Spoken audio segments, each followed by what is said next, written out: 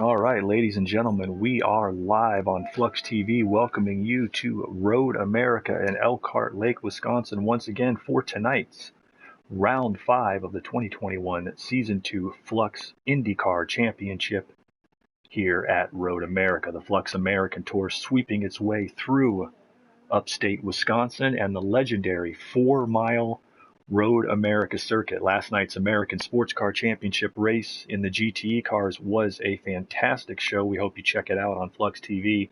But tonight it's all about the Indy cars. I'm your host here tonight, Carlin Hicks, and we are glad to have you here. Gonna get my statistics out as they are getting ready to start qualifying. Let me pull up the broadcast so that the viewers, I'll be on the chat with you.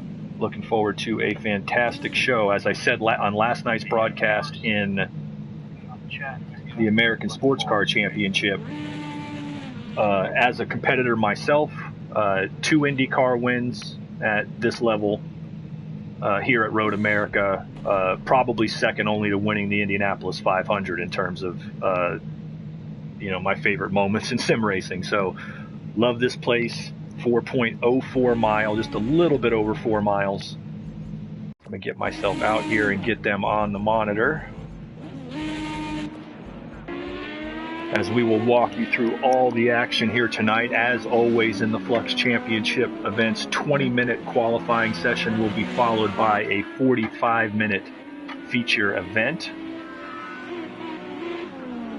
And it looks to be a fantastic show. We're going to walk you through all that. I'm going to take a second here to pull up some of my statistics, get our standings and whatnot as I'm going to walk you through everything here this week. Glad to be back after we could not bring you the broadcast last week at Indianapolis. Those of you who cannot check the docs as league members, will give you the rundown. Dale the Whale was the inaugural winner in the first Flux race at the Indianapolis Motor Speedway, and I'm sure it was a fantastic event. My reports from trackside all favorable, but it puts us at halfway through the season. 4 rounds of 8 are in the books. This is round 5 of 8 coming here to Road America, and it's a stretch of very fun, high action but difficult road courses. You've got Road America this week. We'll be at Watkins Glen on the short circuit next week, then Laguna Seca, and then finishing up at the Texas Motor Speedway oval race that closes it out. On board right there, just on the early out laps here in qualifying with OGR, a Cat Guy in the PureTech 61 Chevy. He, of course, the defending series champion and the defending race winner here at Road America.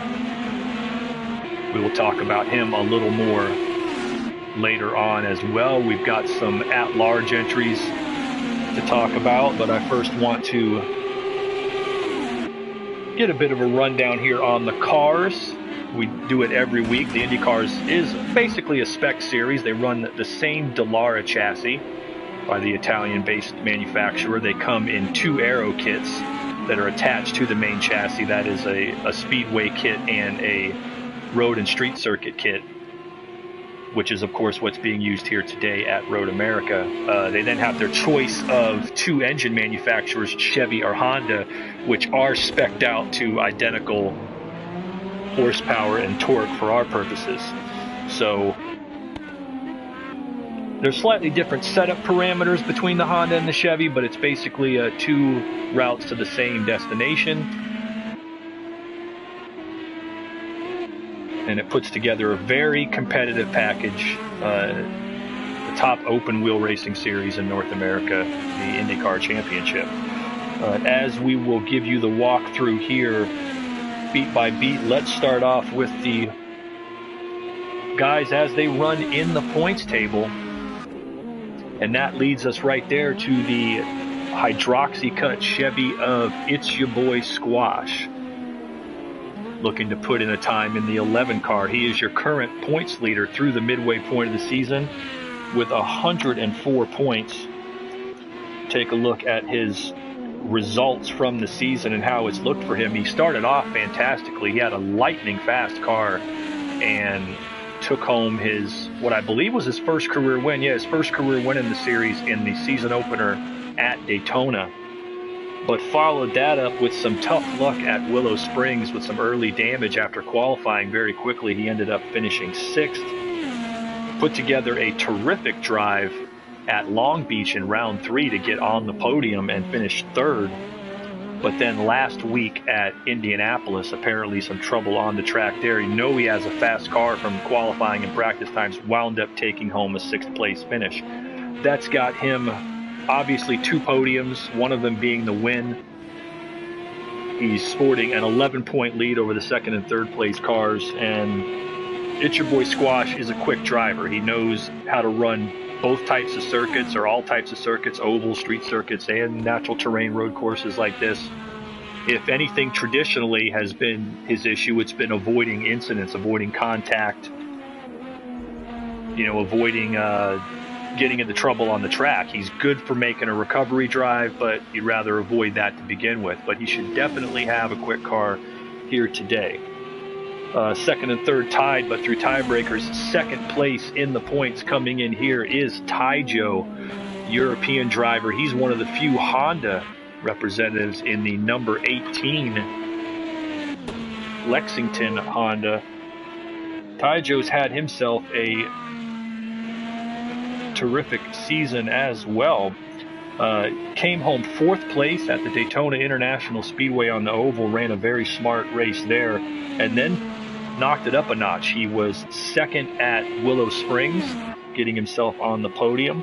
Had an 8th place run with some damage at Long Beach, but recovered nicely to finish 5th last week. So without a win, but with a lot of consistency, has put him up there in the points table, 93 points, 11 back. This is a guy who has been developing that Honda car since last season, a European driver racing regularly on the American Tour in multiple disciplines.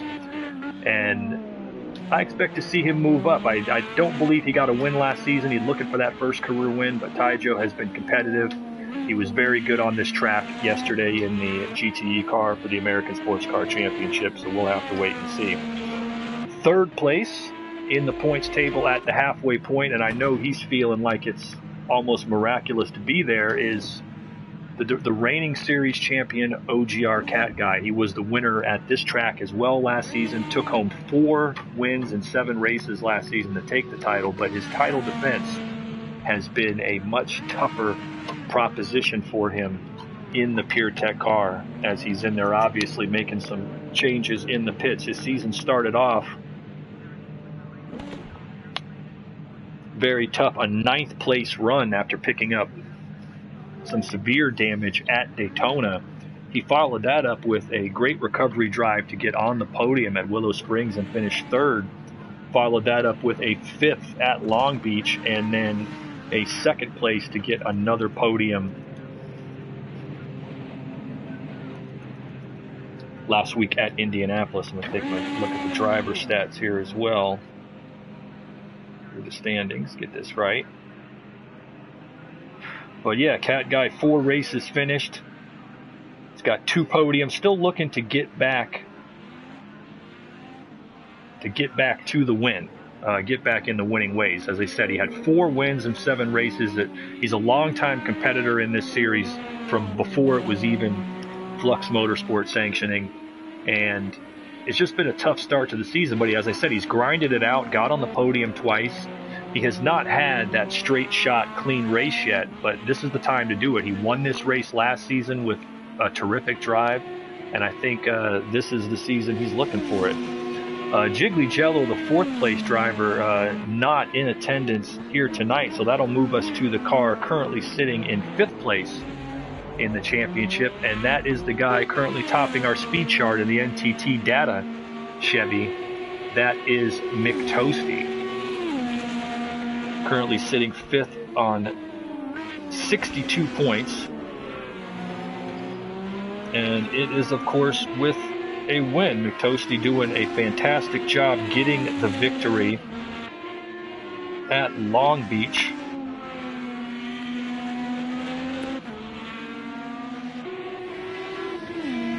trying to pull this up, get it to work for me, but for some reason it's not. Yes, McToasty got the win at Long Beach.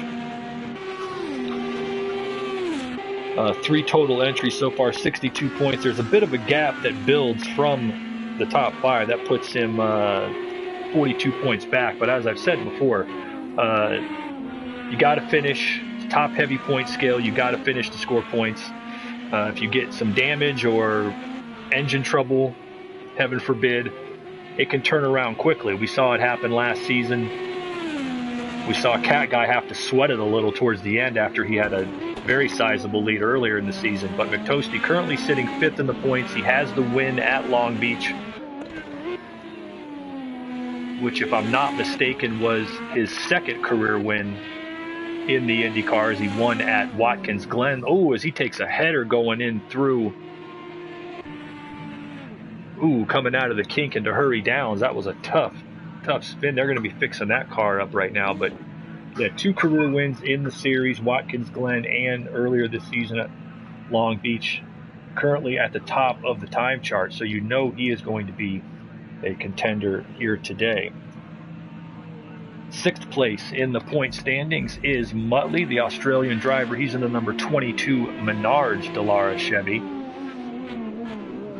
Muttley 6th place in the points, and doing it in just a grinder's way. He has not been on the podium, but he has been consistently. He's had a couple of very good runs where it looked like he had a shot at the podium and getting up into the top 5, but he has been bit by the damage bug.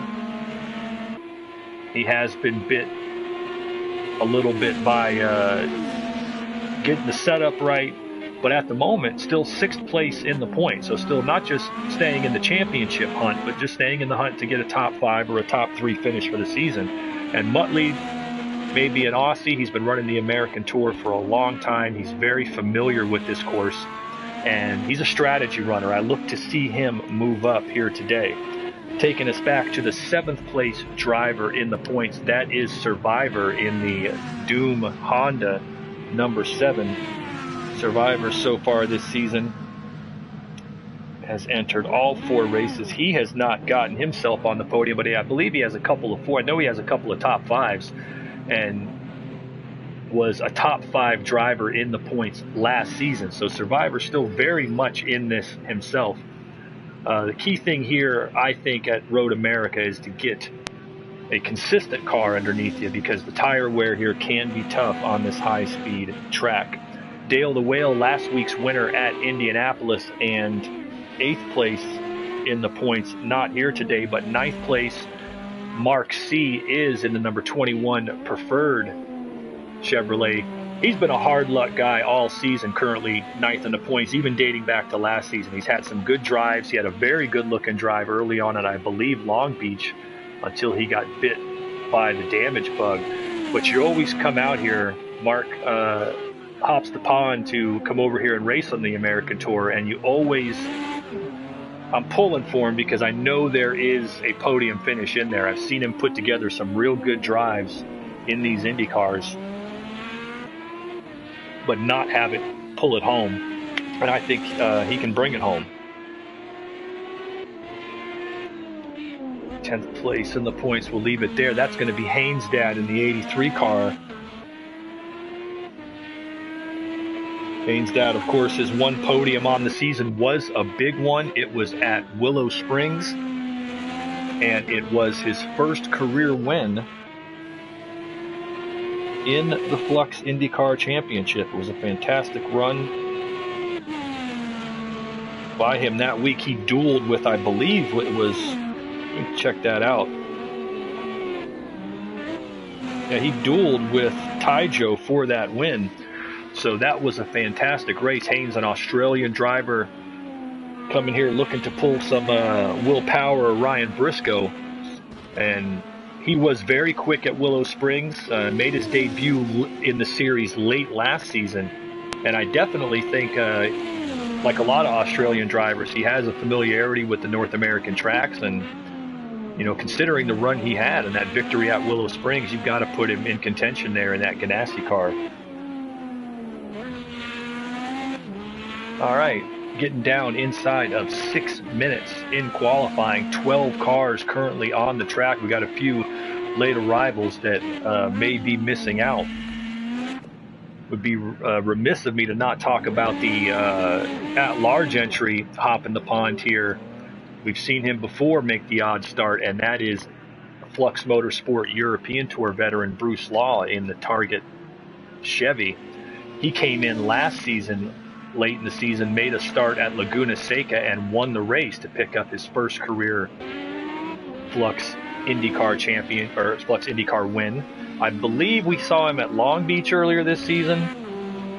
So this will be another chance to see Bruce, as obviously you can see there, he's currently on the top of the time chart here in qualifying at 144.619. And you know he is definitely a contender in this race, looking to get that second career win in the IndyCars. Those of you on Flux TV familiar with the GT1 touring car, LMP2, GT3 championships, the European Tour, you've all seen Bruce Law. He is one of the most accomplished drivers in the league.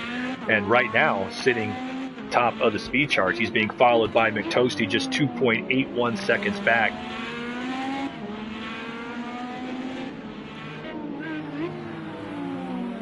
Cat Guy's not far behind. But as I said, when you're looking at these intervals, it's such a long track and a high speed track here at Road America that you have to consider those intervals, chop them in half compared to a normal track, you know. So 1 second is really more like half a second. Right now there's a good bit of separation, but you got to remember something about the Indy cars. They have extra turbo boost in qualifying trim. We see Cat Guy go around there. They have extra turbo boost in qualifying trim. They give them less turbo boost in the race trim. That takes about, I believe, 50 to 75 horsepower off of them. Then you have the fact that with the two different tire compounds, primaries or alternates, hards or softs, and the fact that you're guaranteed to be making a pit stop, the car that you're going to race with and the car that you qualify with are more different than almost any cars in motorsports, from qualifying to qualifying to race trim, I should say.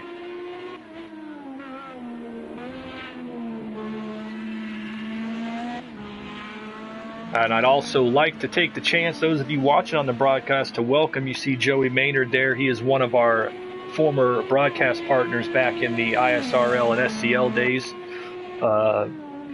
Looking forward to hopefully getting him involved here in Flux Motorsport. He's working from one of the towers on the back of the track and giving us reports from down low. As you can see, the Road America fact was in fact Hector Rabaca in 1982 in IndyCar, driving for Forsythe, was the inaugural winner when they came here. This was mainly a sports car track prior to 1982. It was known largely for the Can-Am race, the Can-Am Series race that was held here.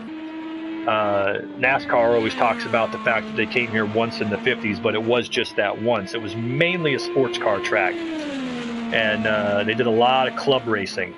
This being a section of the country where keeping a track's expensive, there's not as many road circuits everywhere, so a very large group of drivers from across Wisconsin and much of the upper Midwest would make their way to Road America during racing season. A lot of club racing. The feature event for many years was the Can-Am race. It was in the early 80s, as Joey said, that the IndyCar started coming, and ever for many years, and hopefully they get back there, because it is just a classic track.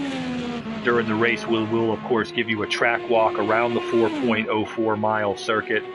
14 turns, some of which are barely little kinks, but at the speed you're going, ooh, there he goes again, as Squash loses some there. As we are inside now of 2 minutes in the qualifying, and Bruce Law still leading the way.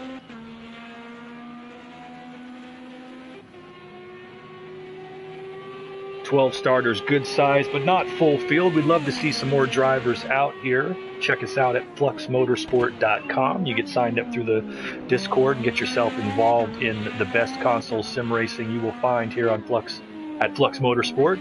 We also have merchandise, links to discounts with our partners and affiliates, and many other great benefits for being a Flux Motorsport member. Plus, you get to race both the American and European Tour of Flux Motorsport and see yourself right here on Flux TV being criticized and critiqued by the likes of me, Carlin Hicks.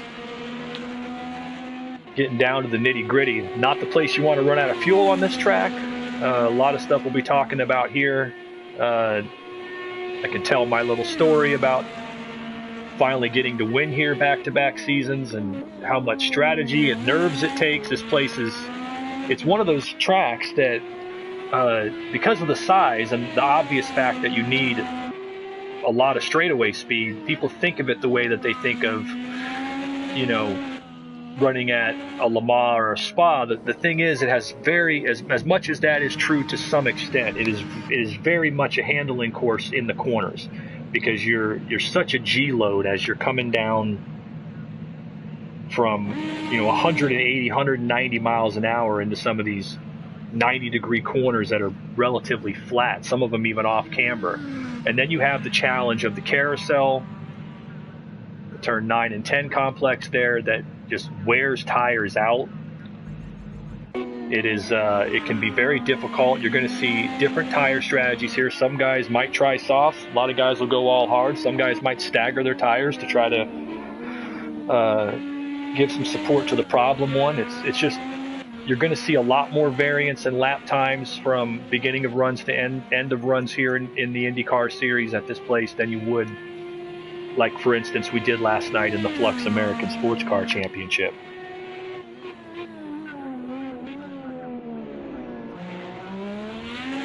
So just a spectacular racetrack altogether, as we're seeing if Taijo or Cat Guy's got something, but it looks like Bruce Law, the part-time driver, might come in and steal the bonus point away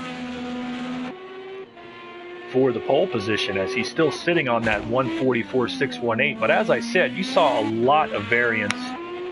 You'll see a lot of variance in the race based on tire wear, the fact that they have less horsepower thanks to the smaller turbo boost, lighter turbo boost going into the race. It's a lot of differences here. I believe my two wins here were starting from 7th and 5th place, and both of them were just waiting things out, trying to stay clean early on. It's a very difficult place to pass. You definitely will see guys on the push to pass. Those of you, especially those familiar with formula racing in Europe, push to pass differs from KERS or the kinetic energy reserve system in that push to pass is you get 10 boosts.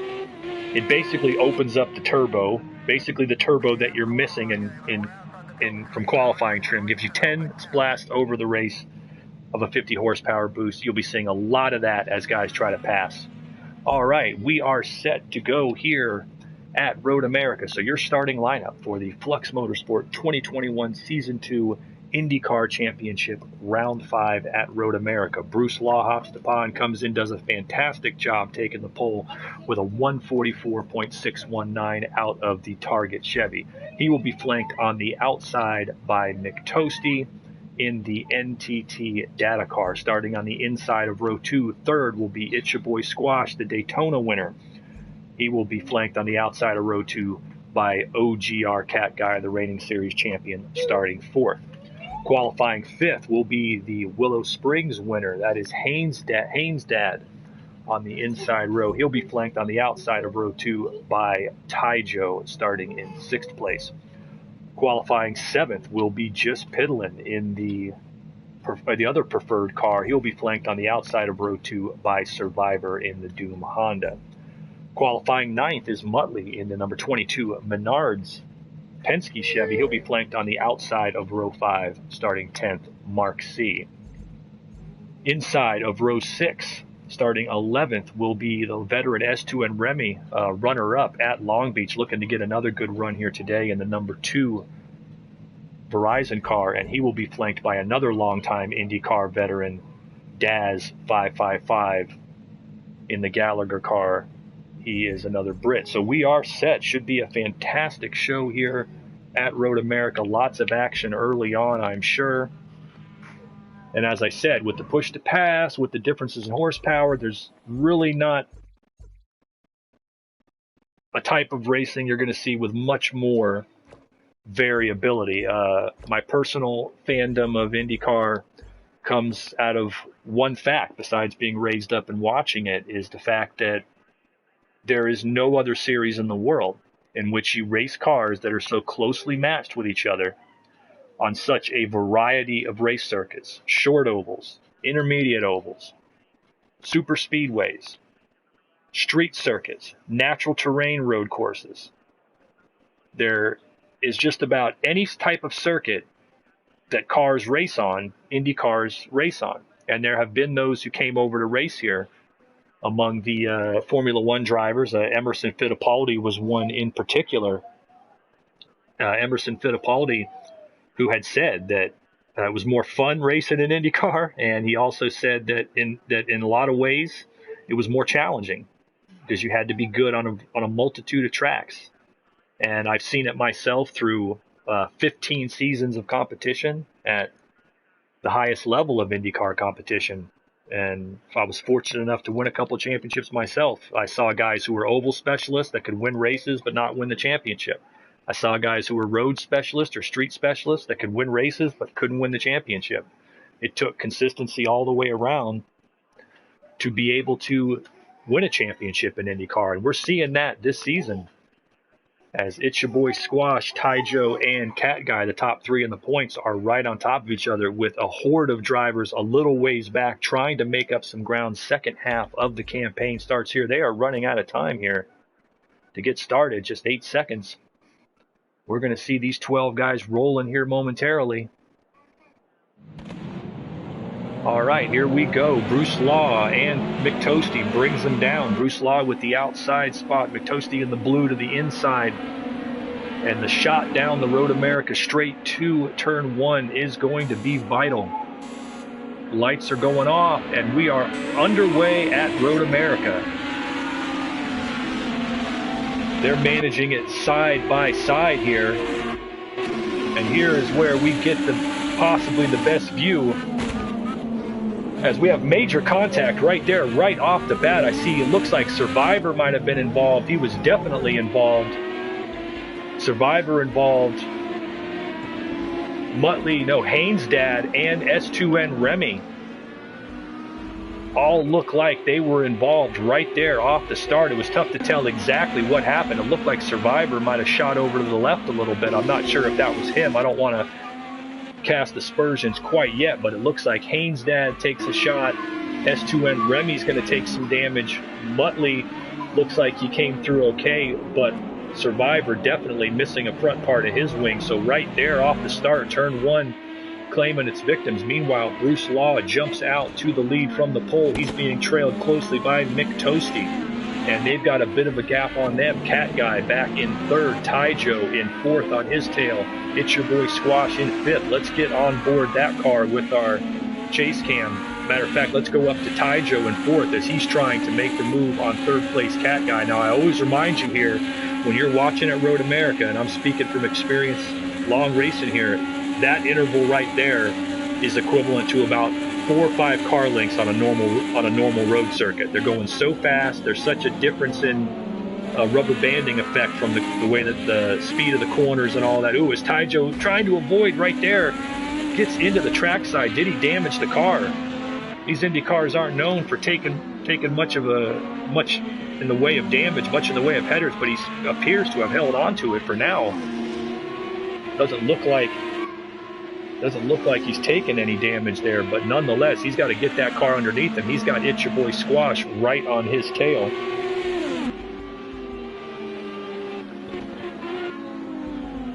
Meanwhile, back in the field, let's take a look at some of these battles. They're waiting for them to come around. It looks like Mark C and Muttley both hitting the pit lane. They're making a decision to come in early. These guys have to pit at least once in this race for fuel alone, although this would be much too early to be in that pit window. But this definitely makes it a 2-stop race for them, as 4 cars coming in, Remy and Survivor. As is often the case in Indy cars, if someone makes a mistake early, they're going to have to get in here and get these cars fixed, get back out there and start fighting their way back up. But we've seen many guys get top 5s and even podiums after getting damage early in the race. 5 cars, in fact, as Haynes' dad. He's got some extensive repairs, though. He's missing that entire front wing, and it looks like maybe some suspension damage there. 6 cars now that Daz is in. Woo. So half the field heading into the pits after the first lap due to picking up some kind of damage. You had to watch it in turn 1, but guys got on the brakes and didn't play it smart. So I'm sure the stewards' inquiries are going to be lighting up. But a whole bunch of cars in, half the field in with damage. Muttley looks like he's the first one out rolling, so he's going to start trying to make that recovery ride. But meanwhile, Bruce Law off the pole has shot out into the lead, trailed by McToasty. It just changes so quickly here. And with the IndyCars, one little bump can do it. But that, by no means here, just 3.5 minutes into this race, does that mean the top 6 are out? They're going to be the top 6, and the bottom 6 are going to be the bottom 6, because they could easily pick up some damage. They still have to make their stops smart. They still have to avoid wearing their tires out, taking any problems. Absolutely, you can absolutely lose it in turn 1. It'll be tough, I think, to win the race from being one of that front group, but I have seen guys in this series over the past 2 seasons get top 5s and podium finishes after starting out like that. So we'll have to wait and see. They are going to be racing tooth and nail, as that's Muttley, who was the first one who made it out and came out in 7th place. And considering he came out 6th in the points here, he definitely wants to move up. He just has to play it smart right now. Still on the lead lap. Got S2N Remy, the runner-up, another longtime veteran, the Dutchman, runner-up at Long Beach, trailing him. And it looks like the most extensive damage was Haynes' dad. He appears to have gone a lap down. It's showing him 2 minutes and 20 seconds behind, so that was very tough luck for him. Started, I believe, in 6th, was looking very, very good to try to make a run at another win, but now he is going to have to make a clear recovery drive after the lap 1 brouhaha.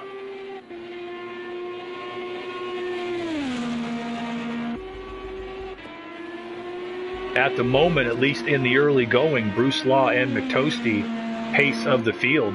We saw some of that at Long Beach, I believe. I'm not sure. I didn't get a chance to talk to Bruce after the race, if he had the tires fall off or what it was.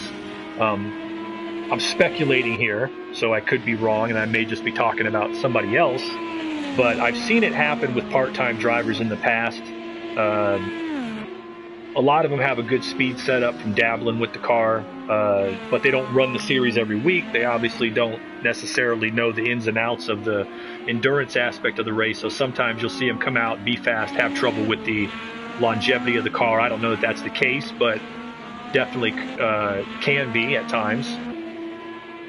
But Bruce, meanwhile, came out, ran a terrific qualifying lap. But as you can see, they're running right now on lap 4. They're 2.5, 3 seconds even off of the qualifying pace without that extra horsepower. Road America is a very power-hungry track.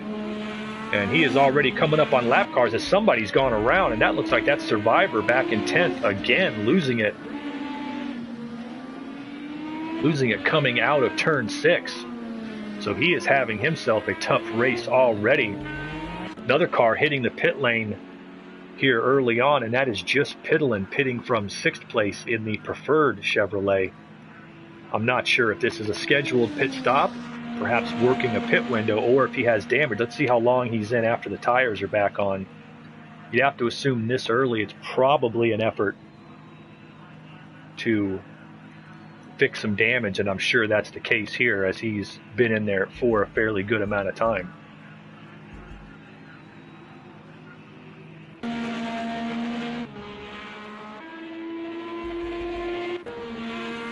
All right, he's coming right back onto the straightaway, so now's as good a time as any to get in the cockpit with your leader, Bruce Law, and walk you around a lap at Road America, blazing down the Road America straight. You are going to be hoofing it 185 miles an hour down into turn 1. You can see hard on tapping the brakes and down on the gears. You go through this section, that's turn 2 apparently, that little kink, that makes this turn 3. As somebody's losing it in front of him, he's going to get by that car going under the sign here is turn 4, this little kink, but you are once again full throttle, going to get this car up well over 180 miles an hour. And here's the very challenging turn 5. You're downhill, hard on the brakes, down on the throttle. He's all the way down, probably the second gear, yeah, first gear there. Now it's a bit of an off camber, wants to throw you through turn 6, got to keep it off that curb as much as possible. Turn 7 leading you into hurry downs here. It sends you downhill and a little uphill kink, which you got to take very carefully. You do not want to run too far up on those curbs because that leads you into the carousel. Carousels in an IndyCar can be fun. You got to burp the throttle a little just to get the nose down. That gets you out of the carousel through turn 10. Then comes the kink. Full throttle in an IndyCar if everything's handling just right. Now you're going down Kettle Bottoms into the famous Canada corner. This is a place you can easily mess it up. Got to be very careful through there. As you can see, Bruce is exceptionally smooth through there. Now through the 12 and 13 complex, down to turn 14, one of the most important turns on the track. Got to be very smooth so that you can get maximum speed heading uphill down the first part of the front stretch and onto one complete lap at Road America, courtesy of your leader, Bruce Law.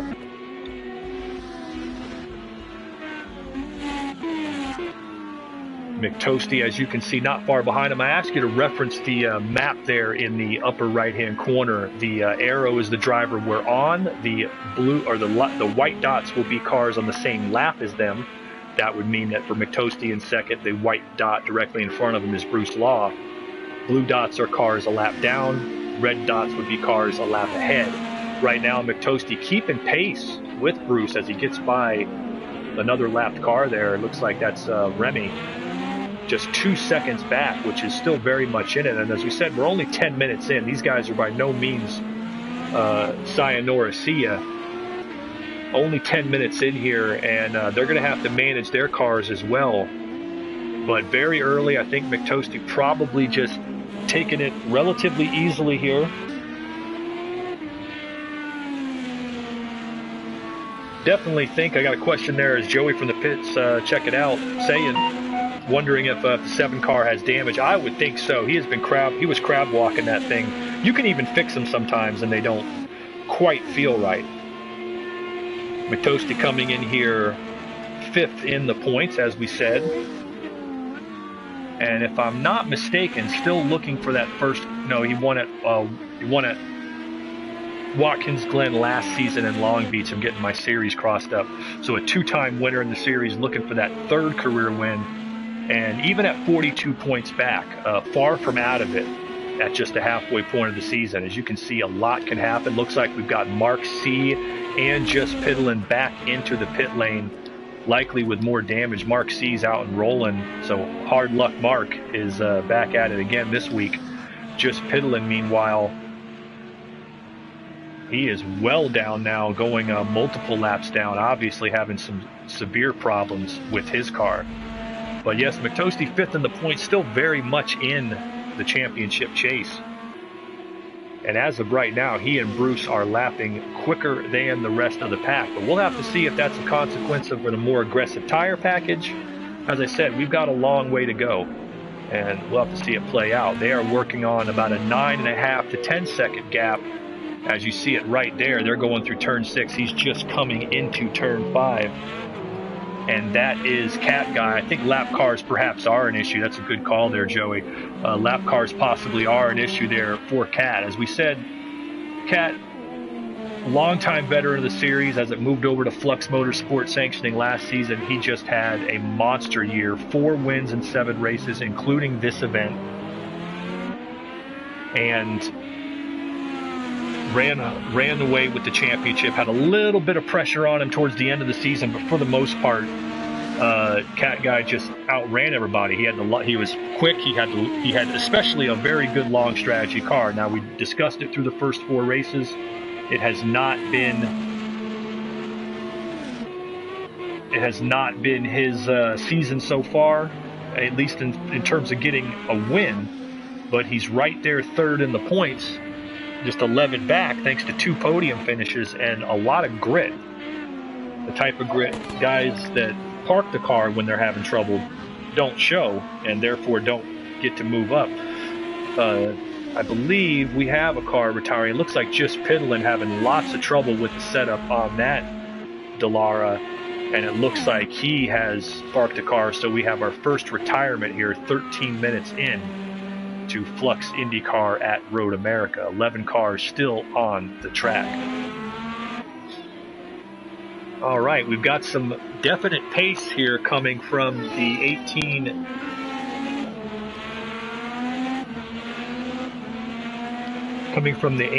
of Taijo.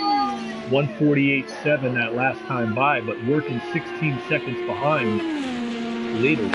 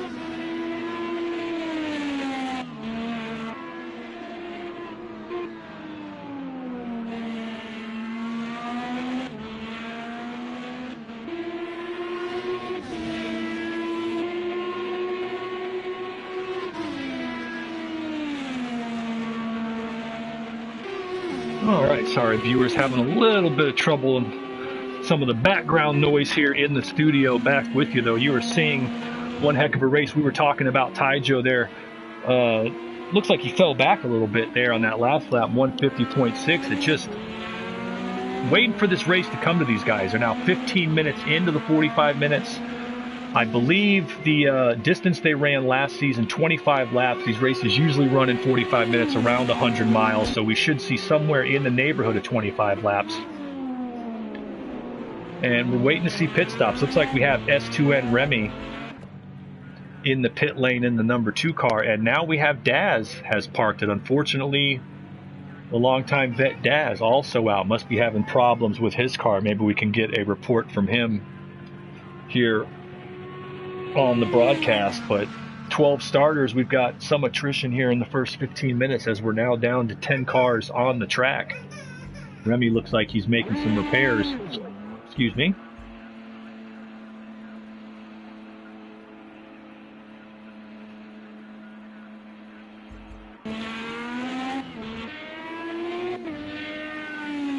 Got the cars spread out. We'll wait to see this rubber band back as guys make their pit stop. Let's get some all on board camera shots. Let it do some cycling through as we talk a little about as he's coming down here through Kettle Bottoms. It's your boy Squash, the winner at Daytona. He has been lightning quick this season at just about every track. He's had some bad luck, as we discussed, like right there he goes off going into turn 13, but appears to catch it. I think that's what's happened. Road America, as I said, I'd speak a little about for what penny it's worth, my experience of running here for a long time and winning here a couple times. It's a precision track. You have to get the maximum speed on the straightaways. You have to be deadly precise in the corners. You cannot run up on the curbs and slow your momentum down. You simply, that extra push in the corners will not translate to extra speed. And if the car's not handling on corner entry and particularly corner exit, it's going to cost you over time. Even if you have a faster car for 3 or 4 laps, when the thing wears, if the car becomes loose or tight on corner exit, you're going to have trouble getting up to maximum speed, and that can definitely affect your race over the long run. You'll see somebody who had the fastest laps in the race suddenly doesn't have the fastest laps in the race anymore, 8, 9, 10 laps in, because the car is not handling it. It looks like Squash goes around there. I don't know if he hit anything. It looks like he hasn't, but he appears to be fighting that car, and that's definitely where, considering the lap times he's running, where he's lost 44 seconds. So he's back there running in 5th, and as we said, Squash coming in here tonight, the points leader by 11 points, and he needs to scratch out every single one he can get.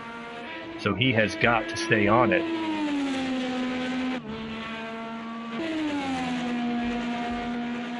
Checking out Muttley, 6th in the points, running in 6th on the track. He is currently tops among the cars that came in for the early pit stop with damage. Muttley, the Australian driver, racing in this series, both in Flux and in prior sanctioning bodies for many, many seasons.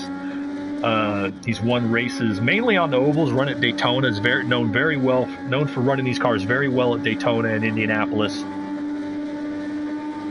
But he was talking to me before the race, and he said, I have a conservative setup.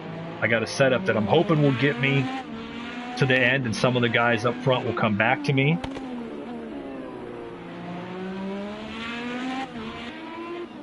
It does not appear, he's as of right now, as you can see, he's a minute behind even 5th place, and he's currently running, I believe, a lap down.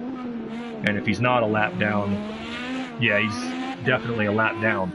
So at this point, just trying to pick off whatever positions he can, but that's the key. Muttley was saying to me before the race, or was saying a couple weeks ago actually, that really the goal for the season, he'd love to get on the season's podium, and he would at the very least finish in the top 5 in points. And right now he's 6th in points, and he's grinding away right here. He's got 16 seconds on Survivor as he fights Canada corner right there. I think these other camera angles are giving you a bit of a view as to how the car works its way through these very difficult turns. It also shows a little, as we're on the HD broadcast at least, or the high def, is the buildup of the rubber. The Live Track 2.0 that Project Cars 2 uses is fantastic. But with a track temperature of 128 degrees, that can make it slick. It might not be, as I said in last night's Flux American Sports Car Championship race, anything above 120, and sometimes that rubber just makes the track a little bit more greasy. So we'll have to see how that plays out.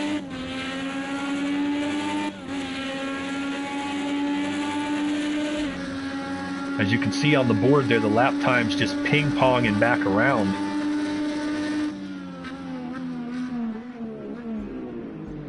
But up front, it remains Bruce Law as he comes through turn 8 right there into the carousel.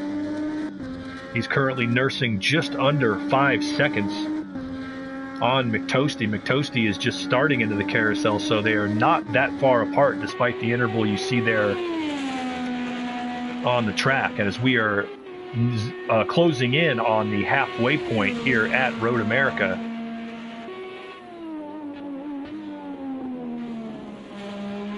and Bruce Law just coming out and taking care of business, taking the pole, and as of right now running comfortably out front, but still a pit stop to make and still some strategy decisions to make, I should say.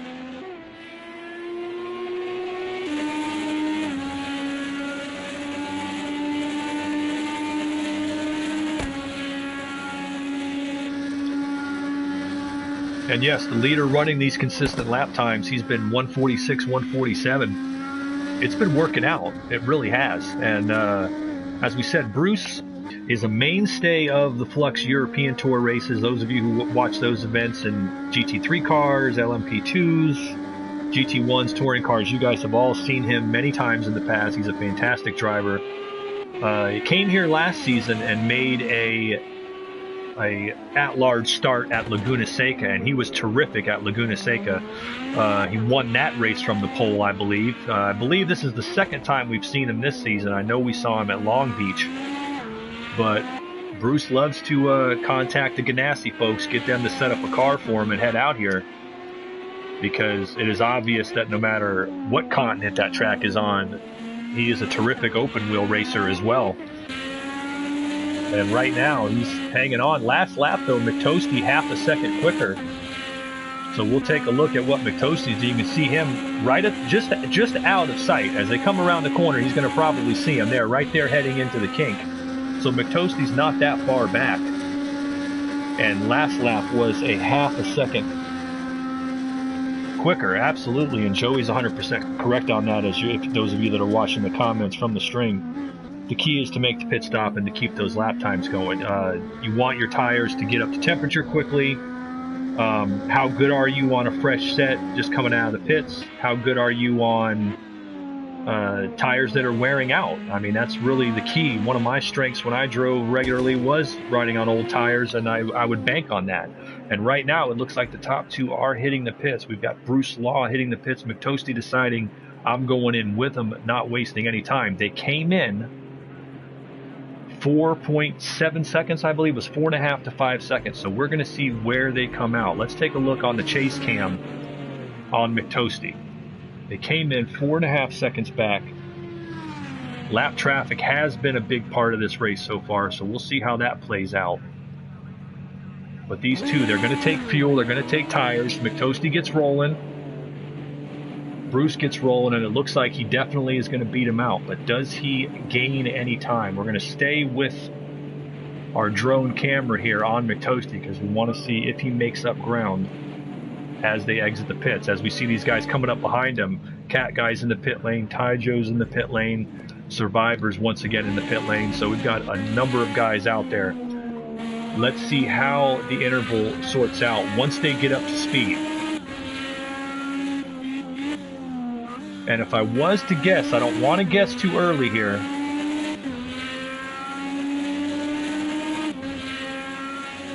But it looks like McToasty may have chopped a second off of that time in the pit lane. Yeah, about a second, maybe even as much as a second and a half during the pit stop. Now, that is not as much as he wanted to see, but it definitely keeps them in this. It's your boy Squash, meanwhile, hitting the pit lane as well, and we've got battles for position shaping up here between Ty Joe and Cat Guy.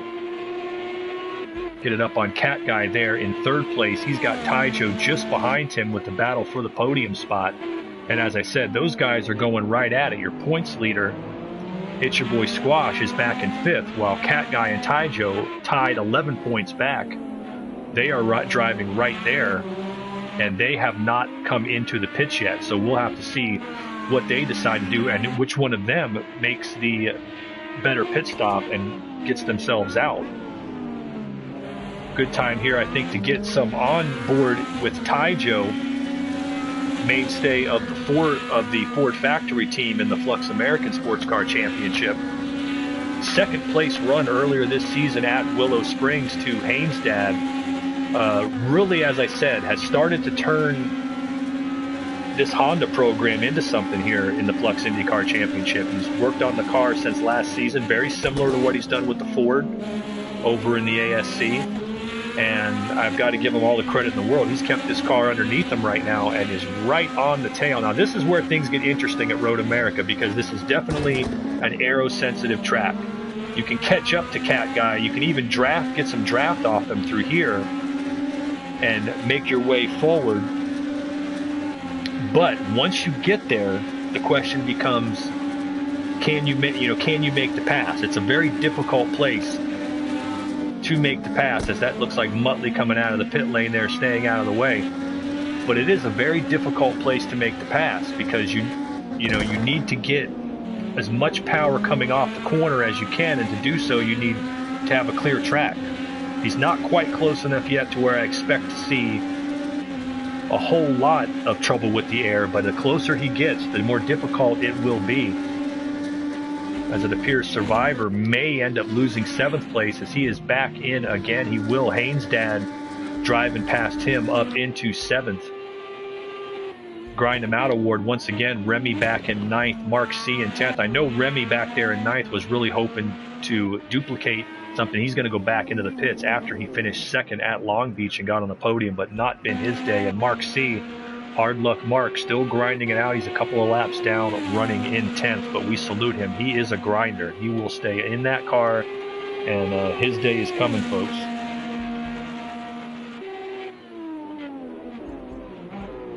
All right, back up front, Bruce Law, as you see, a 3.3 second interval. He definitely lost about a second and a half, maybe a little more, to McToasty on the exchange of pit stops. So now it's going to come down to car versus car, lap versus lap. Who made the right strategy change? Who made the right changes, perhaps to the tires, to the car here for the run home, to give them what it's going to take to win this race? But it could very well shape up. Bruce Law looking for his second career win in the Flux IndyCar Championship. McToasty looking for his third.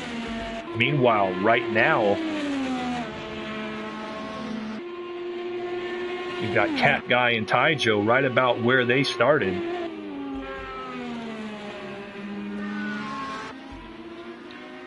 And that battle for the podium is going to be intense as well.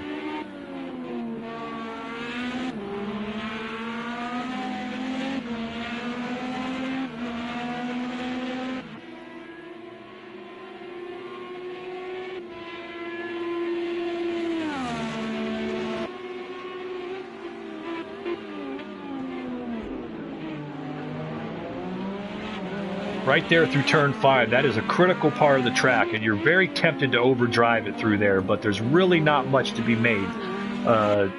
I tended to be slow in that section of the track because I figured as long as I keep the guy from getting up beside me, coming down the long straightaway there into 5,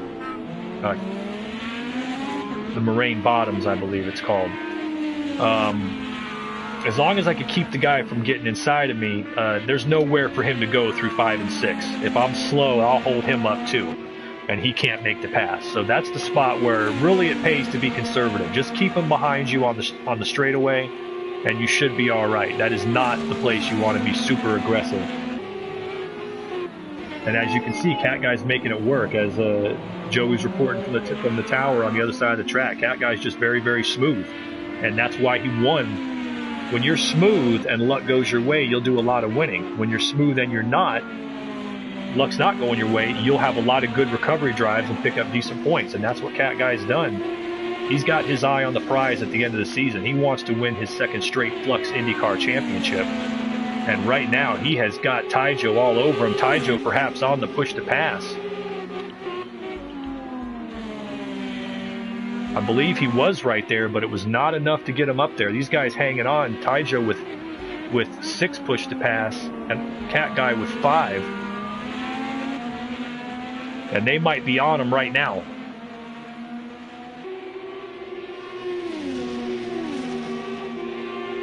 They might be on him right now coming down into turn 5 as Ty Joe wants to get by. We are inside of 15 minutes, working lap 17 of this race. And I believe Ty Joe wants it now. Great time for the chase cam and maybe a little cockpit action here with Ty Joe in 4th. As I said, you just got to keep it off the curbs there. It's very difficult to maintain any momentum if you get it on the curbs there. Now here's where things can get very, very dicey. Once your tires are worn down and you're coming through that carousel and you're picking up dirty air from the car in front of you, that Cat Guy, it's going to get much harder for Ty Joe. So he's got to be very careful not to make the mistake that flushes all this away.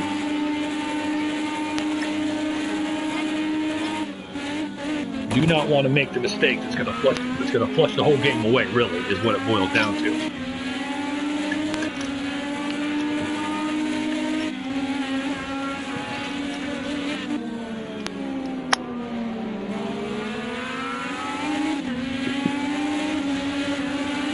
Excuse me 1 second. Sorry folks, had to sneeze there, a little allergy problems. Yeah, Ty Joe's definitely picking up the draft. I believe he's getting the straightaway speed off of that. Perhaps he has a little bit more muscle in the setup. I don't know. We are talking Honda versus Chevy here, so Cat Guy might have gone a different direction. But that's what he needs to do, and I believe he's going to be on the push to pass here pretty soon. He is looking for his chance And you got to take it while you got it.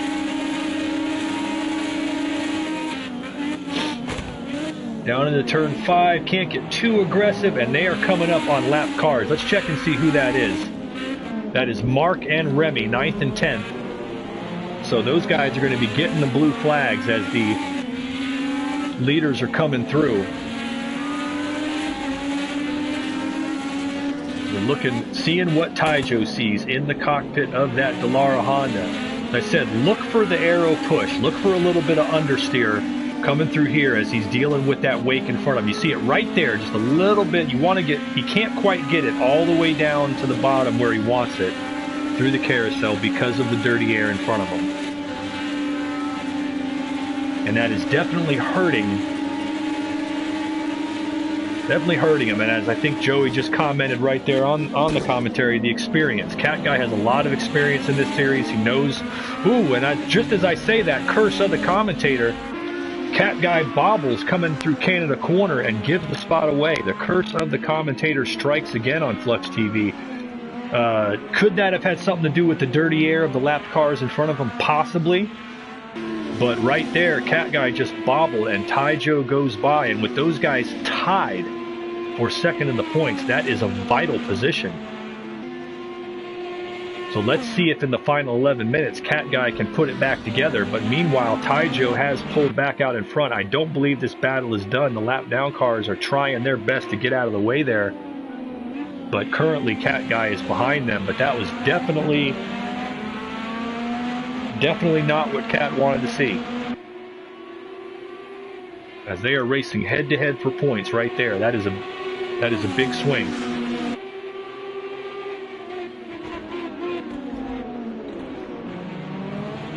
Give a check-in back up front, taking a look at the arrow up on your map there as they come through Canada corner through 13. That is Bruce Law. He is trailed not very far by McToasty. Let's see if we can pick it up from the cockpit cam on McToasty. There he is. You can see Bruce Law directly in front of him, 3.1 seconds on the track. Let's see what their lap times are this last time. A 47.1 and a 47.0. He's making up a 10th, and that is good, but with 10 minutes to go, that puts us with about 6 laps remaining maybe. McToasty needs more than that, and it looks like he is down to just 1 push to pass left while Bruce has 9.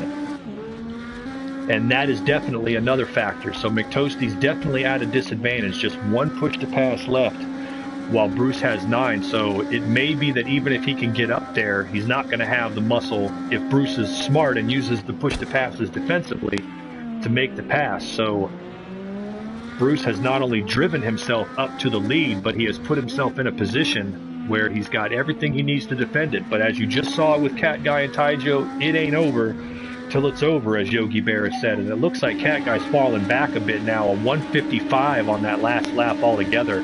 So he's fallen some 5 seconds behind Taijo. As hard luck Mark back in the pit lane again. Let's see if that's for repairs. Perhaps maybe just messing with the tires.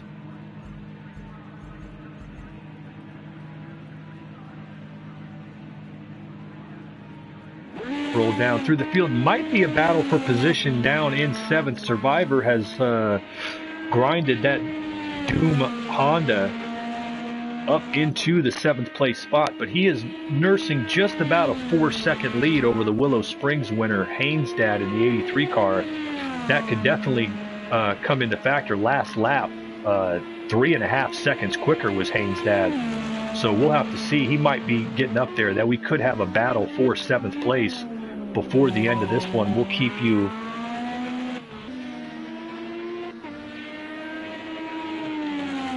trying to work his way back up.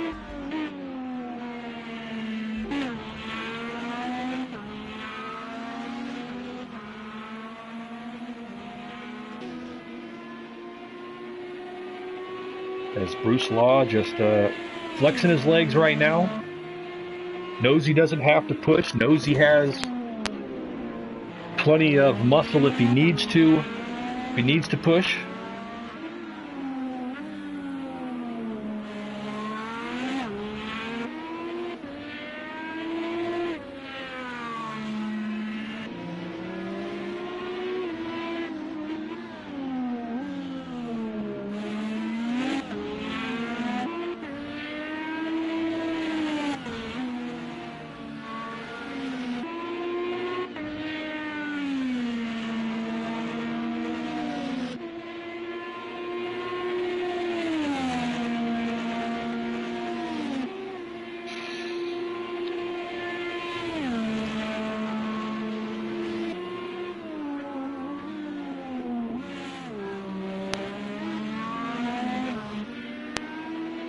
All right. I see a little closing of the gap.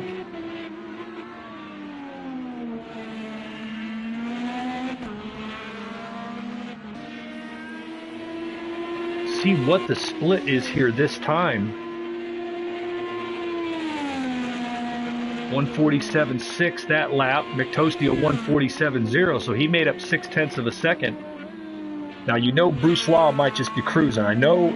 I can't tell you how many times I was in his position, and at the end of the race, the guy came in and said, if I had one more lap, 2 more laps, I'd have got you. I was 8 seconds back and caught you, and I don't like getting into that conversation, but I was always thinking, I usually just kept it to myself and thought, yeah, I know I was saving my car, so in case you got close enough to me, I could take back off or at least run the same pace as you again so that I wouldn't have to. In other words, what I'm saying is Bruce Law could very well be just cruising right now, knowing that when McToasty gets close enough, he has pushed the passes, he knows what the car can do. He's just being careful going through lap traffic. He has seen what can happen here at the end of races when you catch stuff at the wrong time. And so he's just being very smooth with that number 9 Ganassi Dallara Chevy.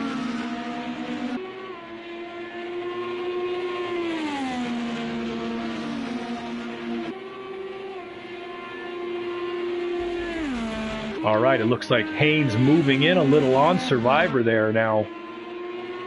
Possibly a pass for position coming up. Take a look on board here with Haynes' dad as he goes through the carousel. As I said, got his first career win in the series 3 weeks ago at Willow Springs. Australian driver. Started 6th, I believe, in the race. Got caught up in that first lap incident and certainly had probably the most damage of any of those cars. But he has grinded it out, and right now, in running an 8th, looking to get down into 7th, which is a decent points-paying day, and will really help him out in the long run over the course of the championship. You don't get to win every race, but if you can recovery drive, you got it. That's what puts you in the championship hunt. And he is moving up on Survivor for that 7th place spot.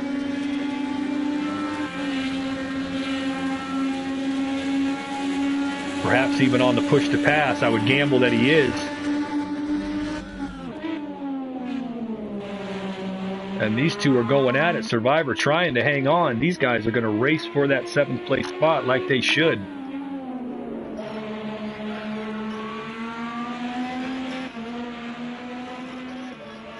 Cars getting spread out on the big Road America course as they tend to do, but these two are still going at it. Survivor trying to defend against Haynes, who definitely seems to have the quicker car right now as they come through turn 5 right there. Haynes looking, that is not the place to want to look, but he is all over him. Definitely quicker under braking, and I believe that he's just looking for the place to set it up. Do not want to be... They're still close enough to 9th place that you could easily make a mistake big enough to lose 9th. So right now, or to lose 8th to 9th place. So we'll have to see what he's got. Survivor hustling that car through the carousel as we are down under 3 minutes remaining. Not long from the white flag lap. As up front, Bruce Law continues to lead McToasty by about 3 seconds. But meanwhile, this is the battle on the track. For 7th place, Haynes' dad goes inside Survivor, makes it work, and I believe that's going to stick. I do not think Survivor's got enough for him unless he's got something. He has no push to passes left. Haynes' dad has 4. So that might be just enough. And I believe when the light goes off, that means they're on it. So I think Haynes' dad is on the push to pass, trying to pull away. So excellent driving there by a proven race winner, picking up some vital points.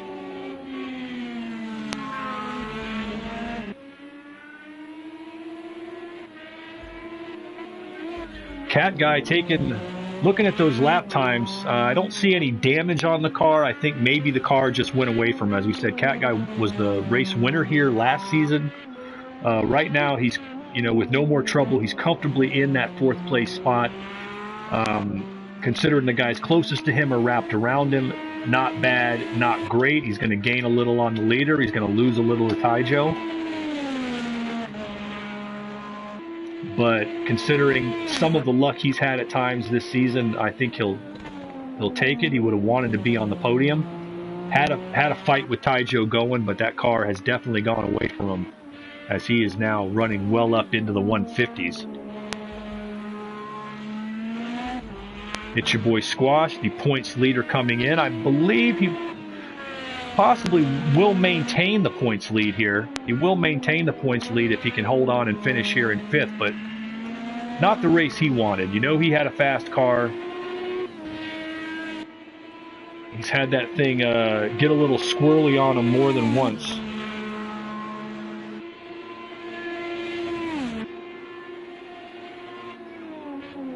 But bringing it home in 5th place, decent points day. Moving on, he'll take the points lead to Watkins Glen. Start working on that car. All right, back up front. Bruce Law through 5. He's got McToasty not terribly far behind him in 6. Now it's down to 2.2 seconds as that last lap. It was a 9/10 of a second difference. I think with the time where they are at on the track, this is definitely the white flag lap. This is the white flag lap, so we will be on the final lap. We are on the 25th and final lap here at Road America. Bruce Law trying to hang on here over McToasty to pick up his 2nd career IndyCar victory. These two qualified on the front row beside each other. They have run 1-2 the entire race.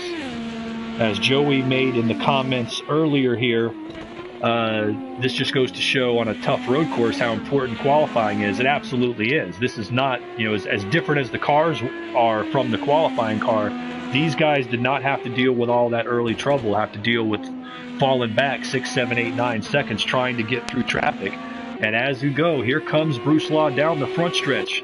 And your IndyCar winner at Road America is Bruce Law. 2nd career victory for him. He is followed closely by McToasty.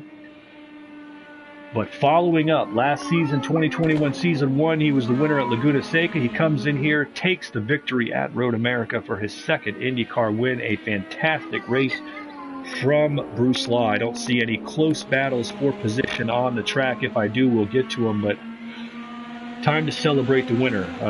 Hops the pond, comes over here once again for the 2nd straight season and picks up a win. He had a fantastic car all day, but I think that beyond just the pace was the smoothness. You did not see him putting that car up on the curbs. You did not see him over pushing the car or getting too close to the lap traffic as he was coming up on them. He took no risks. He managed the race perfectly like a pro, and with it he will take the lion's share of the winner's purse here at Road America. McToasty's going to come behind him 2nd on the podium. McToasty still looking for that 3rd career win, but he has been up there just about every single race this season, and I still think he is going to be a championship contender. He is going to gain some ground on the guys in front of him in the championship, and he's going to head to Watkins Glen next week, a track that he won at last season, knowing that he has a real shot at getting back into this championship. Taijo with a fantastic drive will bring it home 3rd. We'll give him some accolades here. Those guys will wrap up your podium. Got to give Taijo all the credit in the world. He had a hell of a duel there with Cat Guy, and you got to say, week in, week out, among the full-timers, Taijo, among the European drivers who have come run the American Tour full-time, he has been the most consistent. All right, folks, so here are your final results for the Flux Motorsport 2021 Season 2 IndyCar Championship, Round 5 at Road America. Bruce Law in the Target Ganassi Chevy with a fantastic run. I do not believe he will get the bonus point on top of that, but he does take the bonus point for pole He is a part-time driver, but a fantastic run. His second career victory, adding it to the trophy case from Laguna Seca last season. Coming in second next to him on the podium will be Mick Toasty. His 1:46.240 fastest lap will take the bonus point for the fastest lap. A terrific run from him. Rounding out the podium, coming in third, is Taijo in the number 18 car, the highest finishing Honda. Terrific run. He did not get that car in lap speed out of the 148s, but he had a fantastically consistent car all race long. He brings it home in third. Bringing it home in fourth is OGR Cat Guy, last season's champion. Couldn't quite get it up to the podium, but drives home a solid fourth. And rounding out your top five is the points leader, who I believe will remain the points leader going into next week. It's your boy Squash in fifth. Rounding out the field now, we had Muttley in sixth, Survivor in seventh, Remy brings it home in eighth, Haynes' dad, Hard Luck in ninth, and Mark comes home in 10th place, 3 laps down. All right, folks, that does it for myself, Carlin Hicks, here on Flux TV. We will see you next week, 8 p.m. UK time, 3 p.m. U.S. time on Tuesday will be the Flux Touring Car Championship. We've got the GT1s running same times on Thursday. And for the Flux America Tour, I will be back with you next week as the Flux American Sports Car Championship and IndyCar Series. The entire American Tour, as it were, will be going to Watkins Glen International. So for our drivers, our viewers, for Flux TV, this is Carlin Hicks saying good night and goodbye.